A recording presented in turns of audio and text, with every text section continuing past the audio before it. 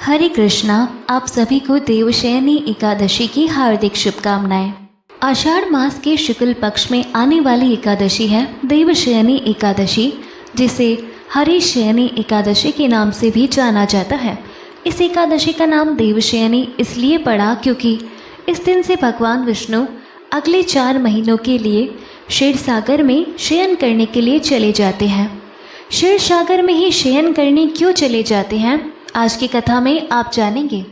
उससे पहले जब भी हम एकादशी की कथा सुनने का संकल्प लेते हैं तो प्रिय श्रोताओं, हमें सबसे पहले भगवान के सच्चे भक्तों की कथाएं अवश्य सुननी चाहिए, क्योंकि एक सच्चा भक्त ना केवल भगवान से प्रेम करता है बल्कि उसका जीवन ही भगवान के प्रति निष्ठा और समर्पण की मिसाल बन जाता है। आज हम देवशयनी एकादशी की कथा से पहले एक ऐसे ही भक्त की कथा सुनेंगे जिसने भगवान के प्रति अपनी अपार श्रद्धा और अधिक विश्वास से सबको चमत्कृत किया। ये कथा हमें सिखाएगी कि भक्ति केवल पूजा तक सीमित नहीं है, बल्कि यह जीवन जीने का एक तरीका है, एक ऐसा तरीका जिसमें हर कर्म भगवान के प्रति समर्पण और प्रेम से भरा होता है। इस भक्त की कथा सुनकर हम सभी को यह भी समझने का अवसर मिलेगा कि कैसे निस्वार्थ भाव से भगवान की सेवा हमें उनके आशीर्वाद और कृपा का पात्र बना देती है।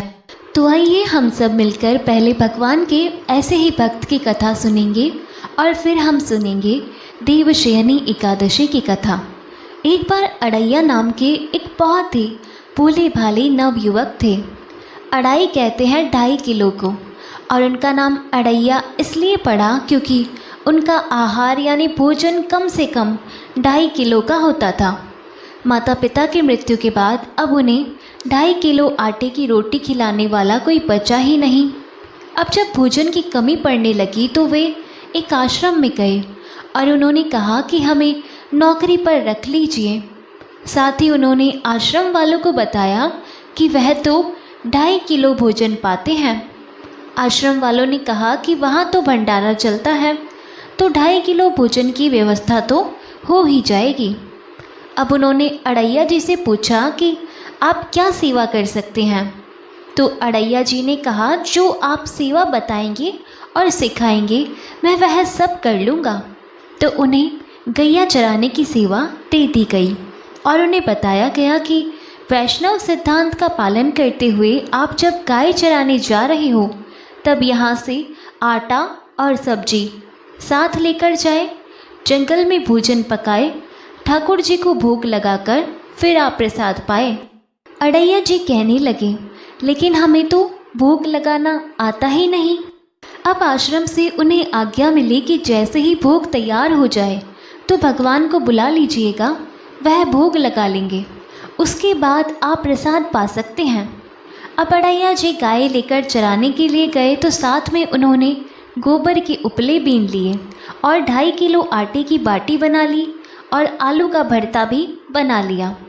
फिर कहने लगे, गुरुदेव के ठाकुर आइए भोग लगाइए। जो श्री राम बड़े बड़े ऋषि मुनियों की साधना से भी नहीं आते थे, वह उस भोले भाले भक्त के पुकारने पर स्वयं आ गए। और अड़ैया जी ने जब आंखें खोलकर देखा तो धनुष धारण किए हुए श्री राम सामने खड़े थे। अड़ैया जी ने कहा, आप कौन हो? तब भगवान कहने लगे कि लोग हमें श्री राम कहते हैं। आपने ही तो कहा कि गुरुदेव के ठाकुर आइए, और हम तुम्हारी गुरुदेव के ठाकुर ही हैं, तो हम आ गए। तब श्री राम ने कहा कि आलू के भरते की तो बड़ी अच्छी खुशबू आ रही है, हम भी तुम्हारे साथ खाएंगे। अड़ैया जी ने कहा, हमें तो लगा बस आपको भोग लगाना होता है, आप सच में खाते हैं क्या?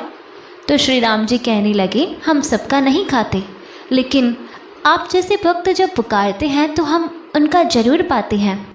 अब अड़ैया जी तो बिल्कुल भोले भाले थे, कुछ भी नहीं जानते थे।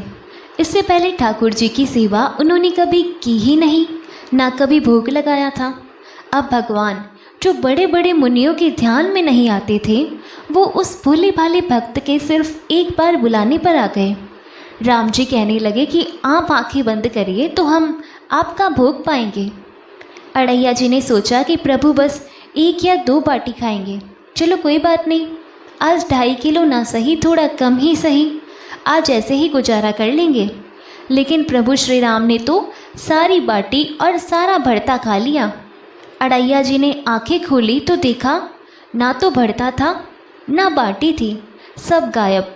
तो कहने लगे, प्रभु क्या आज आप हमें भूखा रखेंगे? तो भगवान श्री राम कहने लगे, जानते हो आपके गुरुदेव ने भोग लगाने के लिए क्यों कहा? क्योंकि आज एकादशी है, इसलिए उन्होंने आपको आटा दे दिया और कहा था कि आप खुद पका के भोग लगा लेना। अब वे आपको रोज़ आटा और सब्जी दे देंगे और आप पकाने के बाद हमें बुला लेना। तो अड़ैया जी ने पूछा, आप रोज़ आएंगे? तो श्री राम जी ने बोला कि आप रोज़ बुलाएंगे तो हम रोज़ आ जाएंगे। अब अड़ैया जी आश्रम पर जाकर अपने गुरुजी से बोले कि गुरुजी, आज तो आपके ठाकुर जी आए थे और हमारी सारी बाटी खा गए। कल से हम 5 किलो आटा लेकर जाएंगे, 2.5 किलो आपके ठाकुर जी के लिए और 2.5 किलो हमारे खुद के लिए। सुनकर गुरुदेव जी को तो हंसी आ गई। सोचने लगे कि 2.5 किलो आटा भी इसके लिए कम पड़ने लगा। तो उन्होंने भंडारी से कहा कि पूछने की ज़रूरत नहीं है, ये जो भी मांगे इन्हें दे दीजिएगा। अगले दिन अड़ैया जी फिर से गाय लेकर जंगल पहुँचे। गायों को चराने के लिए छोड़ने के बाद उन्होंने चूल्हा तैयार किया, बाटी और भरता बनाया। पत्तल में भोजन परोस के उन्होंने आंखें बंद की और बोले, गुरुदेव के ठाकुर जी पधारिए। आंखें खोलकर देखा तो आज तो श्री राम जी के साथ सीता जी भी आई थी। अड़ैया जी ने पूछा, यह कौन है? तो श्री राम कहने लगे, यह तो हमारी अर्धांगिनी है। तो कल क्यों नहीं बताया था आपने कि आपकी अर्धांगिनी भी है? क्या ये भी भोजन करेगी हमारे साथ? अड़ैया जी ने पूछा तो प्रभु श्री राम कहने लगे, ये भी हमारे जितना ही पाती है। तब अड़ैया जी कहने लगे, भोग लगाइए गुरुदेव के ठाकुर। उनके ऐसा कहते ही माता सीता और प्रभु श्री राम जी सारी बाटी खा गए। अब अड़ैया जी आश्रम में गए और गुरुदेव से कहने लगे कि गुरुदेव, कल से 7 किलो आटा लगेगा। आज तो आपके ठाकुर जी अपनी पत्नी को भी साथ लेकर आए थे। आश्रम में किसी को भी उनकी बातों पर विश्वास नहीं हो रहा था। उन्हें लगा कि शायद अड़ैया जी गायों को भी बाटी खिला देते होंगे। अब आज्ञा हुई कि उन्हें 7 किलो आटा दे दिया जाए। अगले दिन उन्हें बाटी बनाते बनाते दोपहर के 3 बज गए। पत्तल में परोसकर उन्होंने बोला, गुरुदेव के ठाकुर पधारो। इस बार श्री राम तो अपने साथ लखन जी और माता सीता जी दोनों को लेकर आ गए। अड़ैया जी ने फिर पूछा, आज ये कौन आ गए आपके साथ? श्री राम जी बोले, इन्हें नहीं जानते, ये तो हमारे छोटे भाई हैं। तो अड़ैया जी बोले, अगर आप पहले बता देते तो हम व्यवस्था करके आते। अब जितना भोजन मैंने बनाया है उतना तो हम सबके लिए कम पड़ जाएगा। तो श्री राम जी ने लक्ष्मण जी से कहा कि बहुत सरल भक्त है, तुम नाराज मत होना। जब वे तीनों चले गए भोजन पाकर तो अड़ैया जी ने पत्तलों में से जो जूठन बची थी वो खुद खा ली। आज उनको एक अद्भुत आनंद महसूस हुआ।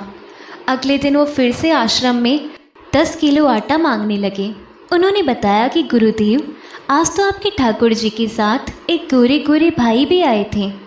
अब गुरुदेव जी सोच रहे थे, भला इस भोले भाले भगत को श्री राम, सीता जी और लखन जी का अनुभव कैसे हो सकता है।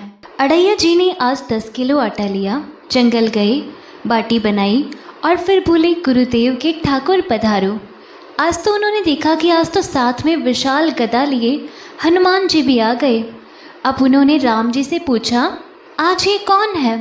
तो श्री राम जी कहने लगे, ये तो हमारे प्रिय सेवक हैं हनुमान जी। तो अड़ैया जी कहने लगे, प्रभु अगर आप एक बार में ही बता देते कि आपके कुल में कितने लोग हैं तो हम उतने ही भोजन का इंतजाम करके आते। आप एक बार बता तो दीजिए कि कुल कितने लोग हैं, तो हम अपने गुरुजी से जाकर कह देंगे। ये सब बातें अड़ैया जी श्री राम जी से कह रहे थे। तब श्री राम जी ने हनुमान जी से कहा, गुस्सा मत होना, यह बहुत ही निराला भक्त है हमारा। अब कोई बात नहीं, जितना भोजन था वह सभी को पवाना था। तो अड़ैया जी ने सबसे कहा कि प्रसाद पाइए प्रभु। सबने प्रसाद पाया और जो बच गया था वह सब हनुमान जी ने ख़त्म कर दिया। आज फिर वापस जाकर अड़ैया जी ने गुरुदेव से कहा, गुरुदेव कल से तो आप मुझे 5 किलो आटा और दे दीजिएगा। आज तो आपके प्रभु के साथ एक विशाल सेवक भी आए थे। अड़ैया जी की बातें सुनकर गुरुदेव को आज बहुत रोमांच हुआ।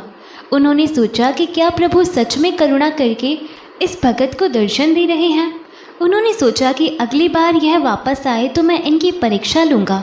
इस बार वह 15 किलो आटा लेकर गए, बाटी बनाई और फिर बोले, गुरुदेव के ठाकुर पधारो। अब राम जी पधारे। साथ में आज 2 लोग और भी थे। तो उन्होंने श्री राम जी से पूछा, प्रभु अब ये कौन है? तो श्री राम जी कहने लगे, यह तो हमारे 2 और भाई हैं, भरत और शत्रुघ्न। फिर से आज सबने प्रसाद पाया। अब अड़ैया जी वापस आश्रम में आ गए तो गुरुदेव से कहा, गुरुदेव कल से तो 20 किलो वाले आटे की बोरी ही दे दीजिएगा। अब आपके ठाकुर के साथ इतने और ठाकुर आते हैं कि वह तो सब कम पड़ जाता है, और आपके तो इतने ठाकुर हैं, फिर तो हम उनके लिए अब दिन भर भोग ही बनाएंगे। अब अगले दिन वह बहुत सारी व्यवस्था करके गए। आटे की बोरी भी लेकर गए। जंगल में ले जाकर गायों को चराने के लिए छोड़ दिया और एक पेड़ के नीचे सारी सामग्री रख दी। लेकिन आज उन्होंने कुछ भी नहीं पकाया और आवाज़ लगाई, गुरुदेव के ठाकुर पधारिए। अब प्रभु श्री राम आ गए। आए तो कहने लगे, आज तो कुछ भी खुशबू नहीं आ रही, क्या कुछ बनाया नहीं क्या? तो अड़ैया जी बोली, प्रभु आपके साथ तो आपकी पत्नी है, सेवक है। इतने दिन से आप हमारे हाथ का प्रसाद पा रहे हैं, आज हम आपके हाथ का पाना चाहते हैं। अब तो प्रभु ने सीता जी की तरफ देखा कि यह तो बहुत अलबेला भक्त है। सीता जी अनंत सामर्थ्यशाली है और सभी शक्तियों की स्वामिनी है।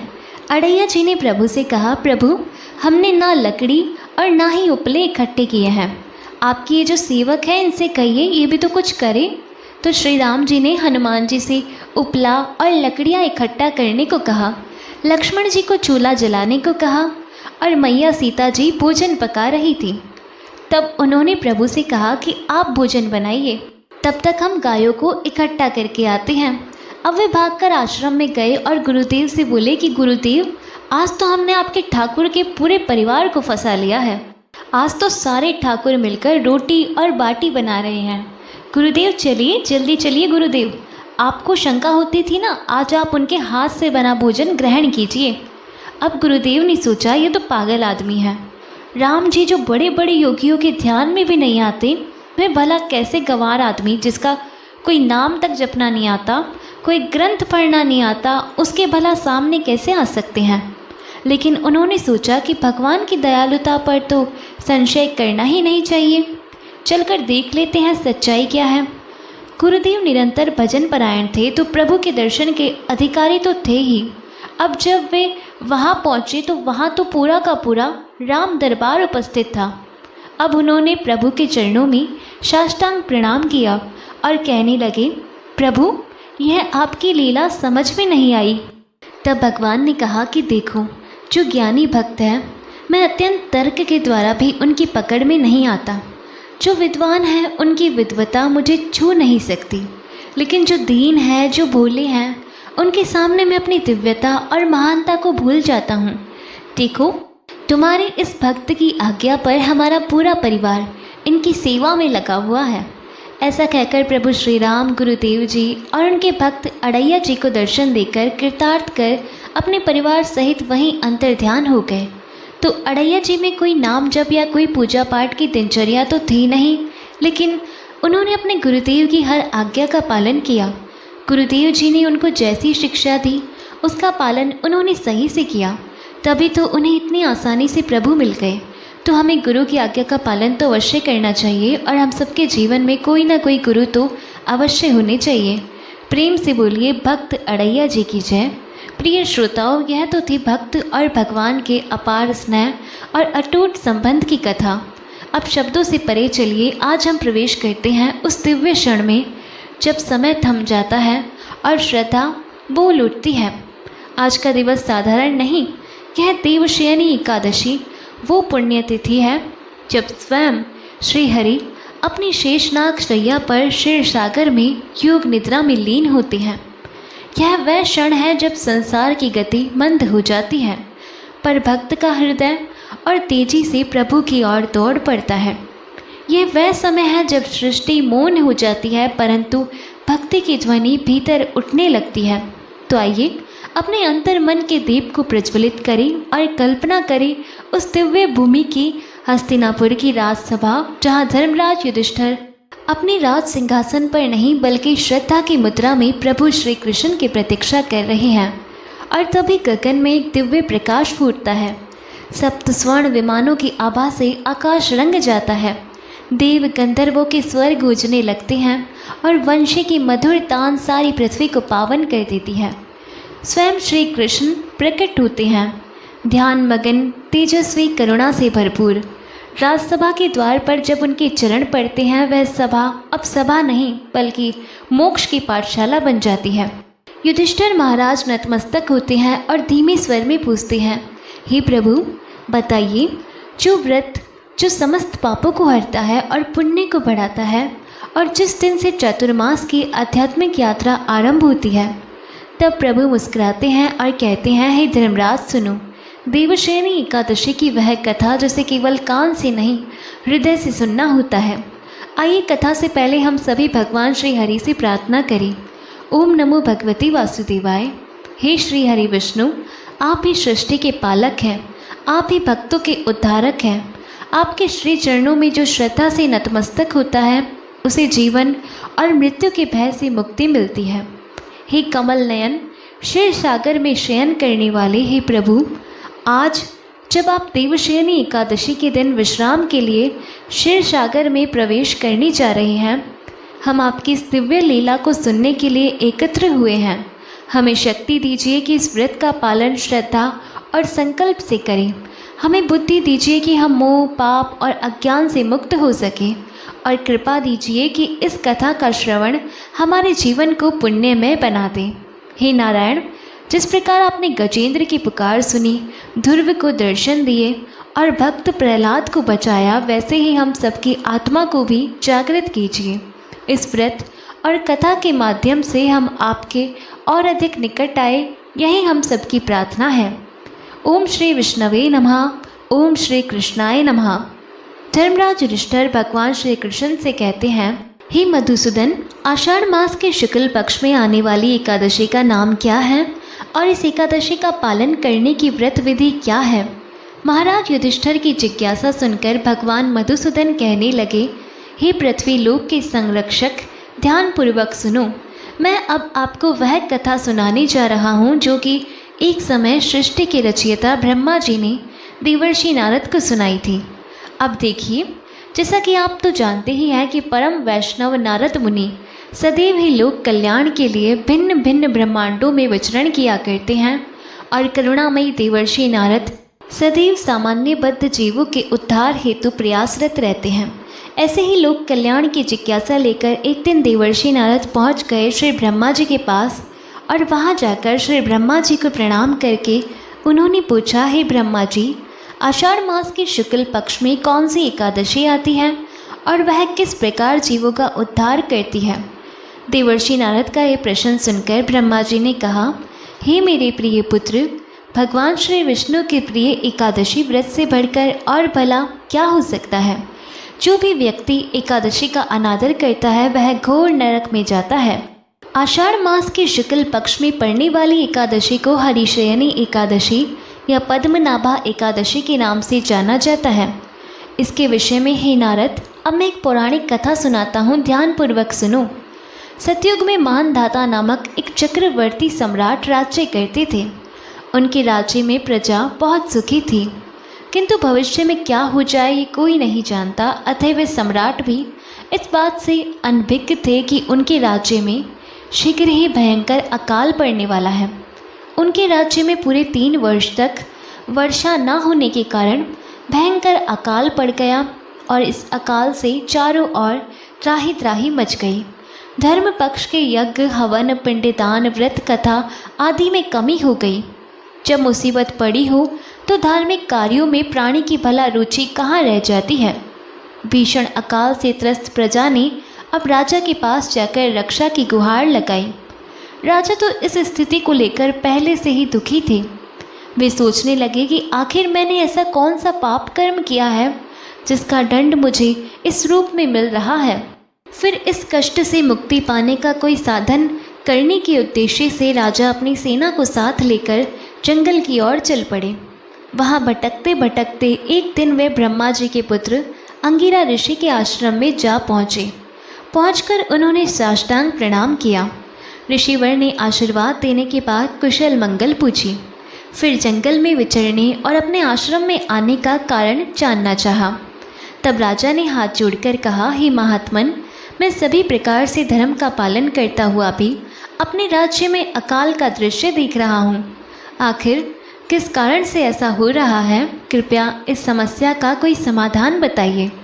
राजा की समस्या सुनकर महर्षि अंगिरा ने कहा, हे राजन, सब युगों से उत्तम यह सतयुग है। इसमें छोटे से छोटे पाप का भी बड़ा भयंकर दंड मिलता है। इसमें धर्म अपने चारों चरणों में व्याप्त रहता है। ब्राह्मण के अलावा किसी अन्य जाति को तप करने का अधिकार नहीं है। जबकि हे राजन, आपके राज्य में एक शूद्र तपस्या कर रहा है। यही कारण है कि आपके राज्य में वर्षा नहीं हो रही। जब तक वह काल को प्राप्त नहीं होगा तब तक यह दुर्भिक्ष शांत नहीं होगा। राजन, दुर्भिक्ष की शांति उसे मारने से ही संभव है। किंतु राजा का हृदय एक नर अपराध शूद्र तपस्वी का वध करने के लिए तैयार नहीं हुआ। इसलिए उन्होंने कहा, हे देव, मैं उस निरपराध को मार दूं, यह बात मेरे मन को स्वीकार नहीं। कृपा करके आप कोई और उपाय बताइए। तब महर्षि अंगिरा ने कहा, राजन, फिर आषाढ़ मास के शुक्ल पक्ष की एकादशी का आप विधि विधान से पालन करो। इस व्रत के प्रभाव से आपके राज्य में अवश्य ही वर्षा होगी। अपनी समस्या का समाधान जानकर महाराज मानधाता ने मुनिवर को प्रणाम किया और उसके बाद वे अपनी सेना सहित अपनी राजधानी वापस लौट आए। फिर चारों वर्णों सहित पद्मनाभा एकादशी का विधिपूर्वक व्रत किया। इस व्रत के पुण्य प्रभाव से राजा के राज्य में मूसलाधार वर्षा हुई और पूरा राज्य धन धान्य से परिपूर्ण हो गया।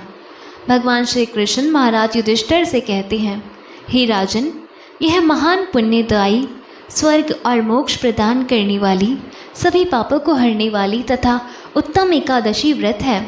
आषाढ़ शुक्ल पक्ष में देवशयनी एकादशी के दिन जिन्होंने कमल पुष्प से कमल लोचन भगवान श्री हरि का पूजन तथा एकादशी का उत्तम व्रत किया है, उन्होंने तीनों लोकों और तीनों सनातन देवताओं का पूजन कर लिया।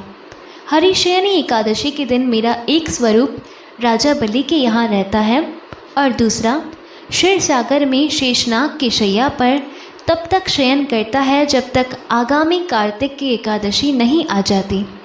अतः आषाढ़ शुक्ला एकादशी से लेकर कार्तिक शुक्ला एकादशी तक मनुष्य को भली भांति धर्म का आचरण करना चाहिए। जो मनुष्य इस व्रत का अनुष्ठान करता है वह परम गति को प्राप्त होता है। इस प्रकार यत्नपूर्वक इस एकादशी का व्रत रखना चाहिए।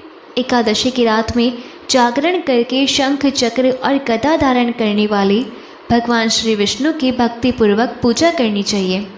ऐसा करने वाले पुरुष के पुण्य की गणना करने में चतुर्मुख ब्रह्मा जी भी असमर्थ हैं। राजन, जो इस प्रकार भोग और मोक्ष प्रदान करने वाले सर्व पापहारी एकादशी के उत्तम व्रत का पालन करता है, वह जाति का चांडाल होने पर भी संसार में सदा मेरा प्रेम करने वाला है। जो मनुष्य दीपदान, पलाश के पत्ते पर भोजन और व्रत करते हुए चौमासा व्यतीत करते हैं, वे मेरे प्रिय हैं। चौमासे में भगवान विष्णु सोए रहते हैं, इसलिए मनुष्य को भी भूमि पर शयन करना चाहिए। सावन में साग, भादों में दही, कारवार में दूध और कार्तिक में दाल का त्याग कर देना चाहिए। या फिर जो चौमासे में ब्रह्मचर्य का पालन करता है वह परम गति को प्राप्त होता है। राजन, एकादशी के व्रत से ही मनुष्य सब पापों से मुक्त हो सकता है। अतः सदा इसका व्रत करना चाहिए, कभी भूलना नहीं चाहिए। श्री ब्रह्मा जी देवर्षि नारद से कहते हैं, हे नारद, अब मैं देवशयनी एकादशी व्रत से संबंधित दूसरी पौराणिक कथा भी कहता हूँ, ध्यानपूर्वक सुनो। पौराणिक कथा के अनुसार एक बार राजा बलि ने तीनों लोकों पर अधिकार कर लिया था, जिससे देवी देवतागण परेशान हो गए। भयभीत होकर देवराज इंद्र भी भगवान श्री विष्णु से सहायता मांगने उनके पास पहुँचे। तब श्री हरि ने देवताओं की रक्षा हेतु वामन अवतार धारण कर लिया और भिक्षुक के रूप में राजा बलि के पास दान मांगने पहुँचे।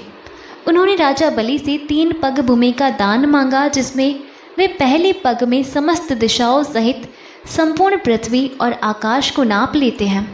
दूसरे पग में उन्होंने स्वर्ग को नाप लिया। अब तीसरा पग रखने के लिए कुछ भी शेष ना बचा तो बलि ने अपना शीश आगे करते हुए निवेदन किया कि प्रभु, अपना तीसरा पग मेरे शीश पर रख लीजिए। राजा बलि की दानवीरता देखकर भगवान विष्णु बहुत प्रसन्न हुए और बलि के इस दान और समर्पण से प्रसन्न होकर भगवान विष्णु ने बलि को पाताल का अधिपति बना दिया और वर मांगने को कहा। तब राजा बलि ने भगवान से पाताल लोक में ही बसने की इच्छा जताई। भगवान विष्णु ने अपने भक्त बलि की इच्छा पूरी की और पाताल लोक चले गए। भगवान के पाताल लोक में जाने से सभी देवी देवता और देवी लक्ष्मी अत्यंत चिंतित हो गई। अपने पति को वापस लाने के लिए माँ लक्ष्मी जी एक गरीब स्त्री का रूप धारण कर राजा बलि के पास पहुंची। फिर राजा बलि को राखी बांधकर देवी लक्ष्मी ने उन्हें अपना भाई बना लिया और बदले में भगवान विष्णु को पाताल लोक से वापस ले जाने का वचन ले लिया।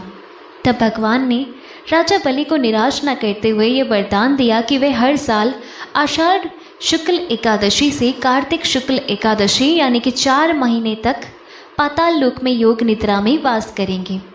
इस प्रकार श्री ब्रह्मा जी देवर्षि नारद से कहते हैं, हे नारद, इस व्रत को करने से भगवान विष्णु अत्यंत प्रसन्न होते हैं। अतः मोक्ष की इच्छा रखने वाले भक्तों को देवशयनी एकादशी का व्रत अवश्य रखना चाहिए। चातुर्मास व्रत भी इसी एकादशी के व्रत से आरंभ किया जाता है। कथा का सार यह है कि अपने कष्टों से मुक्ति पाने के लिए किसी दूसरे का बुरा नहीं करना चाहिए। अपनी शक्ति से और भगवान पर पूरी श्रद्धा और विश्वास रखकर संतों के कहे अनुसार सत्कर्म करने से बड़े कष्टों से भी सहज ही मुक्ति मिल जाती है। यह थी देवशयनी एकादशी व्रत कथा। प्रेम से बोलिए श्री लक्ष्मी नारायण भगवान की जय, श्री राधा गोविंद की जय।